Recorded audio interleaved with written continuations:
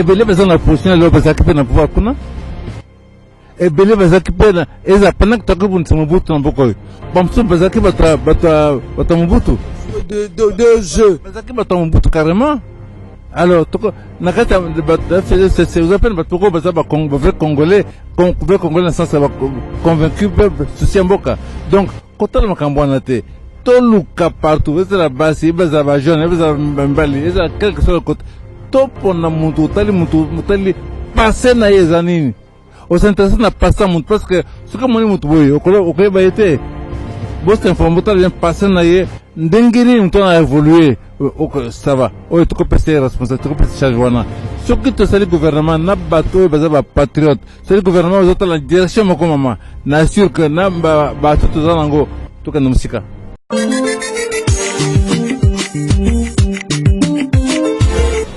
Salut fidèle internaute, bandeko balanfo batali ya info Congo masolo tozala kana pona bino ko pesa bino ma nouvelle to pe ba information e makamode ezali ko leka na mboka bandeko na nyonso ya Paris, bandeko ya Londres, bandeko ya Bruxelles et bongo na Hong Kong, bandeko ya Corée du Nord, Corée du Sud, mbote na bino bao bazape na Japon tokobosa na bino te tokopesa bino mbote.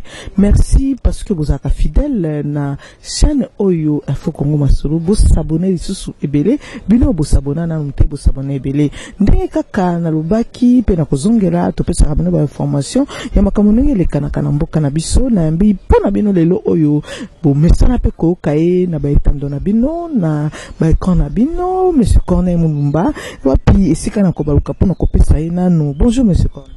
Bonjour maman. Nasepeli makasi ndenge na moni yo mikolo ebele hein. Mikolo ebele makasi. Makasi. Boni sikoyo courant ezolika climat ezolika na ndenge nini kuna kati ya UDPS. Est-ce que bosi bo yokani to pe bo vandisi makambo na kati ya bosangani na kati ya UDPS bino? Maman nga exact clair.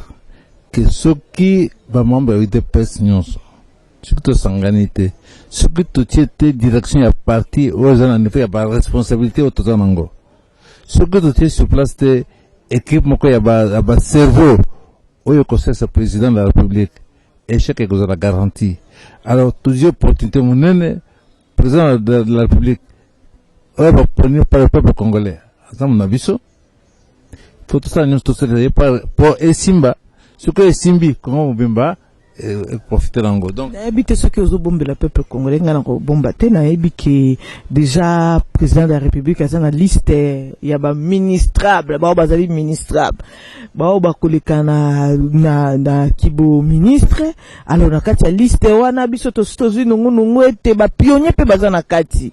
Est-ce que et ça les camps sengote? Vous comprenez que ngai na niveau na ngai na kosa ba spéculation te.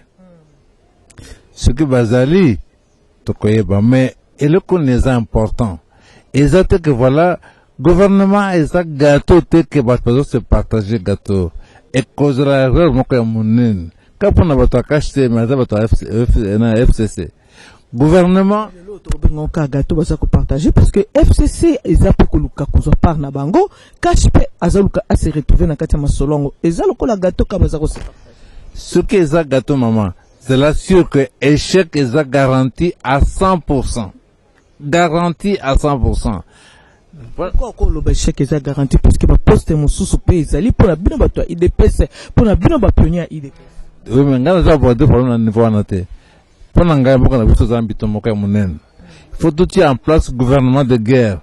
Pendant le gouvernement de guerre, vous avez le Kaba congolais, c'est quand je bazali, n'importe quel coin du pays, vous avez bloqué bango, baza vrai patriote, baza na courage, baza incorruptible. Hein? Koluka, bloqué de Koluka, bawana. Ce qui va faire le gouvernement batouana. Batu nyonso bako profiter mboka lubanyeli nko lubanini bandeko bazana ba mboka musika bango pe babengisa bango ba okota na gouvernement aza bazo benga exécutif donc bozo gérer il faut ba résultat maman ndenge ozana ce que beli ok na hôpital ce qu'il faut pas passer là yo jamais qu'on dit que infirmier moko mutu ko ba être bien aya ko passer là jamais okoluka meilleur médecin meilleur chirurgien pour la sécurité ndenge moko poto bima na bitumbo photo za na gouvernement ya guerre ozopa na monte pas sonde konangai opa na monte pas ka monte parti nangai te luka congolais nani oyo penza aza patriote incorruptible et personne comme ça idéologiquement armé pour résister à la pression, à résister à la mbongo, à résister à la banque, à résister à la kabele, au pesant na idée par créativité pour Congo et bima.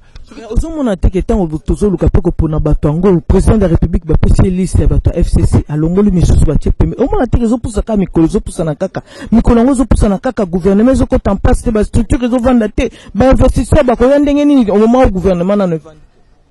Ce qui te gouvernement za malonga te. Investisseurs wana bakoya pété. C'est normal parce que moi que la instabilité pour ngai pour le gouvernement oyo na biti pas gouvernement Hollande mais pour le gouvernement zobima exact gouvernement moko spécial toti kosa la le comme quoi exemplaire passation pacifique et civilisée de pouvoir tozui code minier na biso to financer ba élection biso moko donc élection l'équipe bien donc toi un bâtiment très important et que permettre que toi redresser mon cannabis alors moment tu peux blaguer ce qui bande nanga basana kati il n'y a pas de problème qui peut gouverner singele ou mena lisusu une année il y a pas de problème t'es tout le baboy pendant ngai ko mela te panine parce que président de la République IDPS 40 années de combat na kanisi que singilité que président de la République hein kota zali azwa un mois pour identifier banani na parti na ye bakoko za gouvernement Joseph Kabila aza président de la République sortant a sali 17 ans de pouvoir aza mon conseiller franche importante ya majorité à parlement FCC na 17 ans de pouvoir le président de la République na aza mutmoko aipe batni na kanaye pona ngai batmi balwana il faut pas s'impliquer makasi na premier ministre kozala gérant mboka n'est-ce pas bango misa tukutu ba s'impliquer ba luka bato pona ngai pona ngai kola na makambo ba parti politique c'est normal parti politique za pesa ta bango mais yo premier ministre muto gérer chaque année au monsieur son excellence le premier ministre on dirait qu'il a charge wana ezo le kilo pona ajnaï vous en cité. Tu perds beaucoup de temps. Au moins 7 mois, c'est beaucoup, hein, pour rien. Parce qu'en fait, et vous tenez, what problème on a? Parce que tu vas que Luka, Kozouana, ni économé, informateur. Ce que tu as qu'un informateur, n'est bandeli. Informateur, il faut laisser l'homme Joana, a dégagé balines principaux, il y a action gouvernementale, à l'occasion, à négocier n'a pas parti politique par rapport à axe à proposer. À ce moment-là, Joseph Kabila santaki que informateur, les cambo informateur, on est que quoi ça y est, parce que mingi balinga qui va s'identifier na nenge M qui est le quota président de la République. Mais ils ont nécessité pour n'engager Joseph Kabila à salir le concours monnaie, na code minier, na élection pacifique, na passation pacifique de pouvoir déjà a marqué l'histoire du Congo. Donc, n'invitez ce qu'on sinon que jusque là ce qui totalement bien, on aime tout bazar ko freiner na le gouvernement pour bim. Toko bon côté, tout bon poni. Toko bon côté, ça objectif pour avoir pour mes que gouvernement bato cash ba pesa bato. Na ko bato na cause la complaisante. Il faut la complaisante.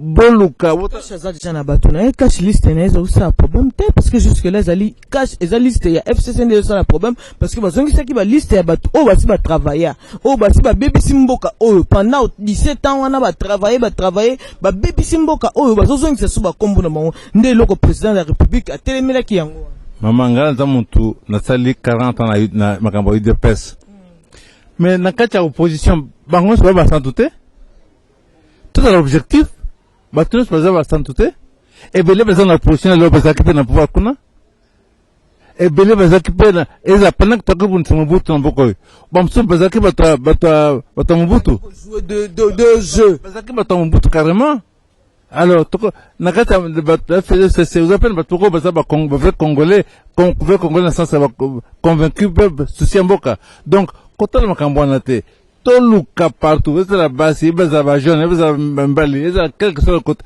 top on a monté tali passer na yezanini on s'intéresse à passer à parce que ce que mon imut boy au ba été boss informateur vient passer naie ndengeni on a évolué ça va tu peux ser responsable tu peux ser joana ce que tu sais le gouvernement n'a bateau et bazaba patriote c'est le gouvernement aux autres la direction mon maman na sûr que na bateau tout ça nango tout que musika. Mais jusque là, en tout cas, les Cambo ezali pe ko sala bandeko na biso bazana bamboka musika, eza ko sala bango pasi na bandeko na biso mususu ba ya a pona ko travailler pona mboka, les Cambo wana oyo constitution et katela bango mibeko ete ozana double nationalité esengeli osala te na kati ya mboka oyo osala ba institution te na kati ya mboka, mais bato bazana posa ko sala mboka na bango. Tant bazoki ba double nationalité wana ezaki pe pona intérêt na bango, pona ko survivre peut-être pona bamboka musika, mais situation wana est-ce que ego singela teke te bazonge la ko revoir constitution pour la bapon wana oh ezali vraiment important pour la congolais. Maman c'est absolument nécessaire, indispensable. Il faut te revoir la constitution, tu dois adapter la constitution à biso. Parmi les nationalités, jamais un Congolais a perdre la nationalité. Attention que sur 3-4 nationalités, Kende, Bunda Koto Kende. Awa, ils ont ma belle nayo. Osons à n'importe quel moment. Donc, pour l'engager, il faut tout modifier la constitution, tout que la nationalité de congolaise d'origine, elle est irrévocable. Donc, tout ce qu'on a ngoté, aux Congolais, aux Congolais. Ce que j'ai moussou sur Bakissi, mais, pour mes athèmes, mais awa, ce que j'ai ma belle nayo, ils ont belle nayo, aux Congolais.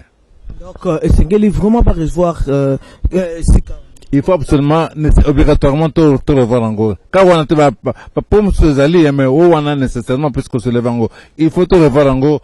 Congolais, jamais qu'on peut nationalité, jamais Congolais, alors, deux posons, jamais, même ça, dans le candidat, quand tu as avion, à quitter l'aéroport, qui Congolais, tu le bats, c'est un peu canaït. C'est tout. Merci beaucoup Papa Kone Mulumba. Ya solo monsieur Kone ito tukolanda biso nyonso a makambo elikani na gouvernement central makambo oyo ya nomination salamité na ebité makanisi zandenge ni Gentini Ngobila a nommé ba bourgmestre après te koyoka ono lettre wana ezaki yango te tokoloba nini est-ce que sérénité sérieux ezavana makambo maman n'a pas commenté le co yemoko le but que ça angote ce qui effectivement que animal qui ça angote ko se prononcer mais yemoko le but que ngana ça mkando onate alors c'est tout le banni sos c'est une lettre qui est reconnue et sengela et bango de babimisaki mais na UDPS pe batou ba bimisaki trois députés trois candidats na bango en tant que bourgmestre et puis ba présenter bango na kati ya siège à UDPS. Mais ça, il y a maturité, maman, parce que jamais, le niveau, il y a eu il y a maturité. Oui, il y a maturité, parce que politiquement, pour moi, ça se bon, directement, il y a maturité de la part à UDPS. Bien sûr, comme UDPS, j'aimerais beaucoup réagir aussi, à le lobby, comment, alors que, il y a une sécurité. Et puis, ce qui, UDPS, Zaki n'a bureau politique bien constitué, n'a pas ton corps expérimenté. Mais avant de réagir, vous avez ce qui document on a ça valable, ce que c'est valable, parce que vous êtes censé éclairer même le président de la République. Vous saisir le service du président de la République, vous avez un conseil, vous avez ma décision. Mais jamais, vous voyez, vous avez un lobby, parti de l'intérieur, madame, comment désigner votre? C'est quoi tout ça ridicule? Il dépasse ça partie mon co il faut deuxième boka ça c'est que vous avez un bureau politique na bino composé na batno oh maman il dépasse ça qui direction que nango zakini bakiba samaliba batenti sekedi bangalo na pandangila balia ou Marcel ba Faustin Birindo ba Vincent Boakem maman je un peu Trump ya tout ça mango ezaki black te il dépasse faut na bureau politique na batana c'est ça là qui na mobu mais voilà c'est un problème maman basaka na mobutu banko ba décider bangager vina bango alors que basaka na fonction ba bunda pour makambo ici là basali ba bundi pendant près de 8 ans 1990 mobutu andimi que de pesa azali donc on te connaît dans la société on a besoin de mon combat ada ba bunda na mobutu mais basi ba se dédouaner na ba sacrifice basalaki maintenant il faut que l'UDPS surtout l'ingénieur a joué rôle naïe azonge la commune ami pesa direction aux gens à niveau UDPS niveau ya Kamamboko ils ont niveau l'autre. D'accord monsieur Corneille Mulumba, est-ce que oyebi fils Mukoko? Na fils Mukoko. Azan na kati non bani baza ba jeune za kati UDPS non bani. Mais les lois UDPS fils Mukoko a comme engagé UDPS na habité point de vue na ko zandengeni là-dessus. Parce que Azar moko lobili kambo UDPS est télémi donc je sais pas Azar a joué rôle ni na kati. Maman, on a des conséquences, il y a des organisations. Ce qui UDPS c'est organisé en tant que parti politique, tout ça l'ango. Quand on a constat le matin, les lots, direction à UDPS c'est année. Pour ça que le bureau politique à UDPS c'est WAP, et c'est réuni WAP. Bureau d'études à UDPS c'est WAP, et c'est réuni WAP. On comprend maman. Donc on a des conséquences, il y a des ordres, il y a des organisations, il y a un dengue de BBC parti. Bon, la vie, on connaît maman. Mais, et donc il faut tellement au long de la poussière na bilamba et oui direction zokende OK nous on que makamona nous ça ko déstabiliser parti mon le quoi mais je déstabiliser yango to le bate maintenant ko ba na kanisi ba te ba ko comprendre nga tant to pour photo ça la congrès à refondation de l'UDPS il faut tout réorganiser l'UDPS il faut tout suivre l'UDPS donc accès na montignon ça le n'importe quoi sur le président de la République n'importe quoi sur le parti un grand parti comme UDPS conséquence yango ana. Il faut que on a déjà parti souffrir mingi, il faut tout reprendre l'UDPS niveau encore.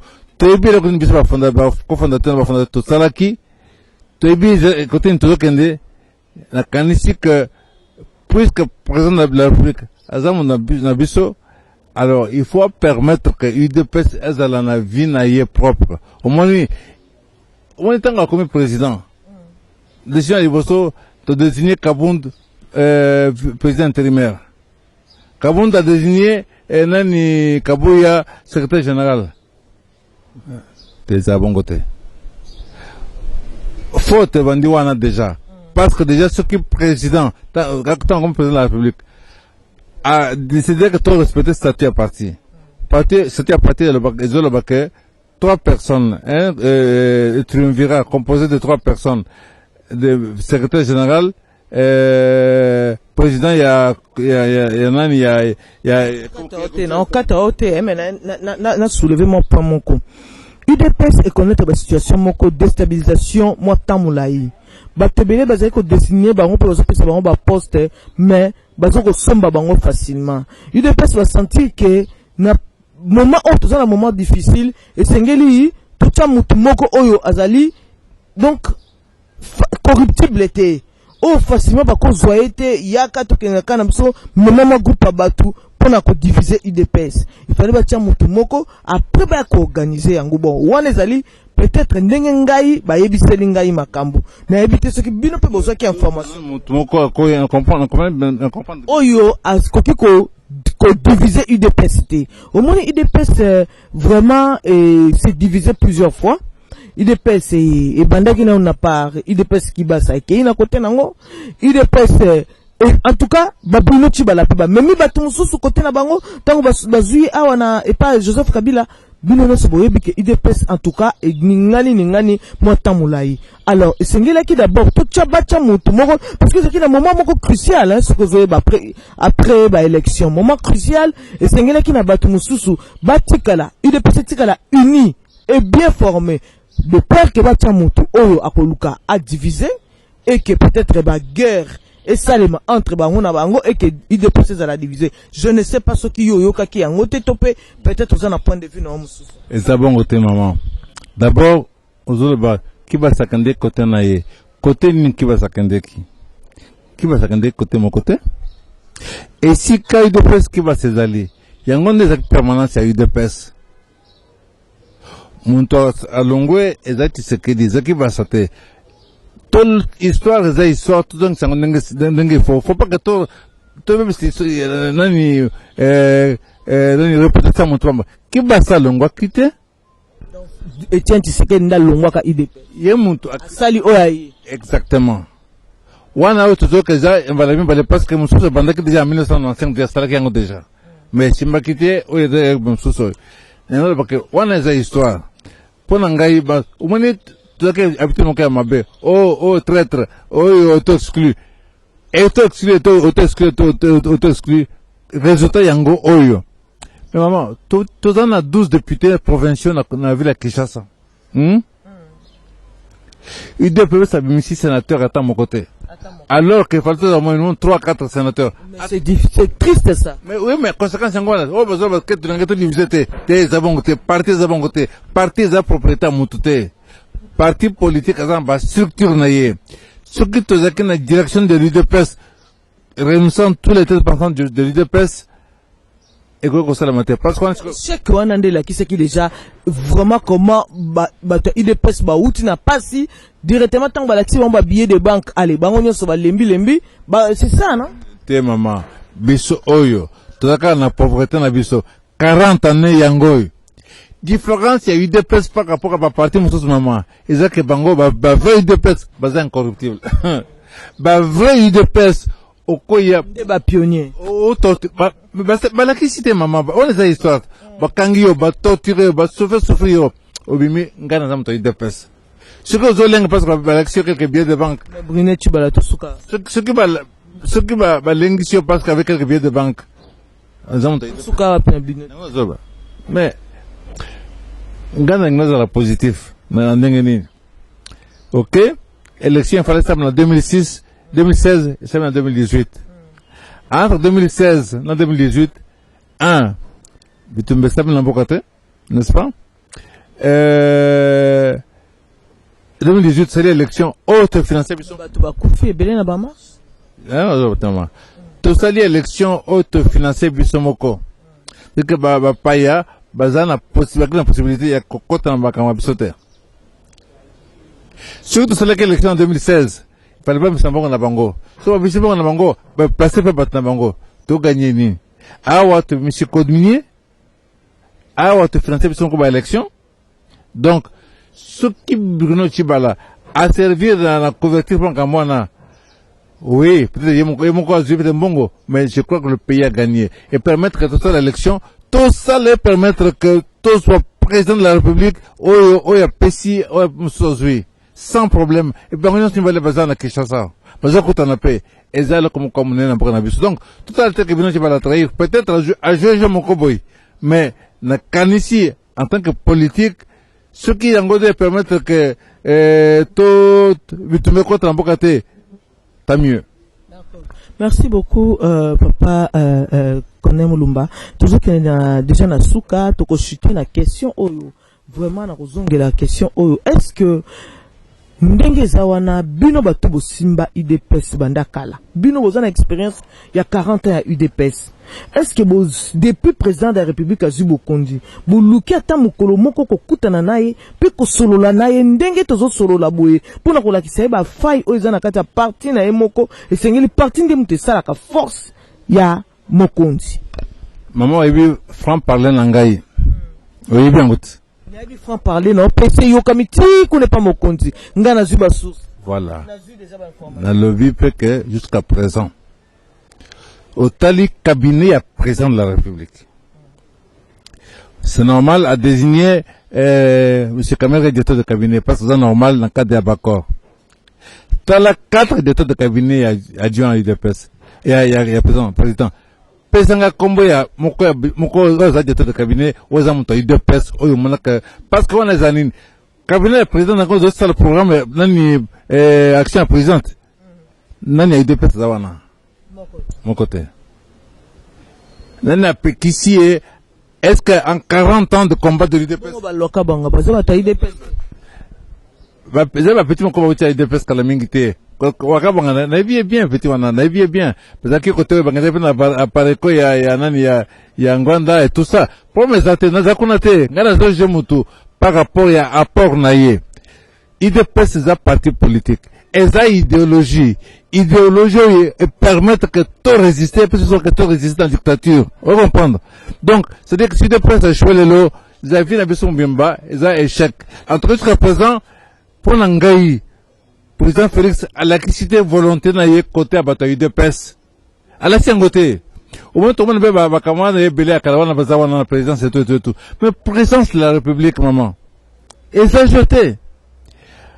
Au moins, petit agent, service de renseignement français, petit agent à CIA, au service de renseignement, ça qu'on a présent, mais c'est jeté. Donc, c'est vraiment n'habite ce qui aux gens à ma cantine, c'est là, ça, quand même, mon conseil, mon sage, pour Oyayimoko. A absolument besoin, bon, bateau, besoin de personnes. Bon, convoquer un peu, à ta réunion, à ta 100 ou 200 cadres avec deux presses, à Kalata et à Lelo, pour s'en gagner. 2 jours, tu fends, tu sololi, tu raisonner, tu raisonner, et puis, la question, tu poni, à ta 15-20 personnes, oh, bah, quand on a scellé la stratégie, oh, bah, quand ça, la montagne, président de la République, on va sceller Moussala.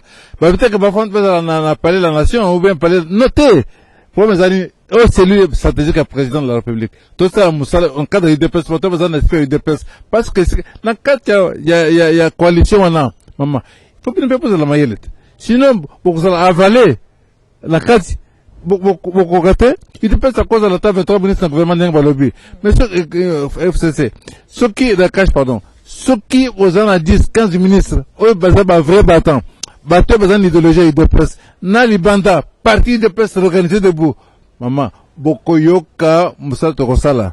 Moussa cause la 40 ministres, mais sans que 40 ministres soient efficaces. Donc, on a vu que, président de la République, faut pas t'épargner, était. Parce que les parti, ils ont eu de presse. Jamais, à côté qu'il y a eu de presse, c'est quoi, jamais. Il faut s'investir de presse, ils ont gagné les araki. Non, tu peux pas, UDPS de force naïe. 40 ans de combat, maman, toyé. UDPS de force naïe. C'est sûr. Mais les gens, force, me à cause de jouer à Batumsous, mais force naïe comme on a UDPS, il faut s'investir dans UDPS pour permettre que UDPS est tellement. Wana Sikoyo, à vous appeler dans ma casse. Wana Bata UDPS, c'est comme Azali. Bah, ça, attends, tu as ma carte 32 députés dans le Parlement. Et ça, problème, ce qui partait dans ma casse, toko, le ça, bah, réforme, parti fort pourtant. Nan n'est pas ça, et réforme, ni UDPS, c'est quoi apporter ce qui partait, ça. Ce que vous avez dit, la réforme nini. Or, tu as besoin que Mboko, la réforme de ça, les belé. Toi, le président de la République, tu as la chance que le président sortant, à Bengissi, tu as gauche congolaise, tu as constitué gauche congolaise, coalition gauche. Et c'est très positif. Il n'y a pas exemple de Salak Kimaki. Ils ont montré qu'ils ont inspiré par Joseph Kabila. Ils ont par Laurent Désiré Kabila. Ils sont très positifs. Peut-être 40 années de combat. Tous approches en termes de vision. Profiter puisque la question a bloqué ba mindele côté bazoya à la question ngo to moni ngo na code minier ba yaki a baje minier ba comme ka po a publier code minier a po mulika ngo on y a séquence pour bonusco financer l'élection tu pas question ba yete ne soit très positif tant de jour bazo passer la passation de pouvoir nani encore ko kanisango to sele ngo donc ça sele comme très positif tout sangana force pour la bagarre toujours Joseph Kabila a plus proche à UDPS que FCC hein FCC ok c'est les moyens de conglomérat pour une belé toutes sortes mais FCC va bonditer biso to bondi yepa bondi au moins donc ça veut dire que tout ça là comme qu'il y a ma casse mais il faut que le président Félix aille que la batte besoin qu'on flatter était ayo qu'elle va punir UDPS parce que biso échec naïe et échec na biso et échec en boka donc c'est tout intérêt qu'à réussir miracle les athées il faut avoir des décisions qui permettent que tout relancer l'économie il faut pas vous avoir des décisions que tout changer les conditions de vie à Congolais on a des importants monsieur on a rien du tout. Merci beaucoup, merci monsieur Corneille Moulumba, vraiment na moni aussi défoulé monsieur Zekina Katinayo, vraiment merci beaucoup ngana kolobano merci pour te répondre positivement na vraiment na appel to lansakio merci na équipe technique mobimba ya Info Congo Masolo bon s'abonner ebele na chaîne o monene Info Congo Masolo merci na équipe technique mobimba pe na présence assistance ya Grâce Nombi la diva merci na Oasimbi caméra na benga kaye Yogo Digital et bon na montage kuna tozali na Roy Mbouyi merci na bino nyonso merci nabetaka lokole na bandeko na nga nyonso bazaka na mboka ya misika bango basoutenaka toujours chaîne oyo na musika babengaka pe bapesaka basoutien na bango ndenge esengeli. En tout cas na bosa na bino te, merci na bino vraiment na épargner kotanga bakombo na bino botaka ba émission politique to evitaka pe ko bwaka ko ba conseil eleki nyonso. Merci na bino nyonso na kotelema mpona kopesa ndeko na ngai Corneille Muluma. Merci beaucoup papa. Merci. Toujours à disposition. 24 heures sur 24. Merci. Et moi je vous dis au revoir, nous allons nous revoir prochainement. Bye.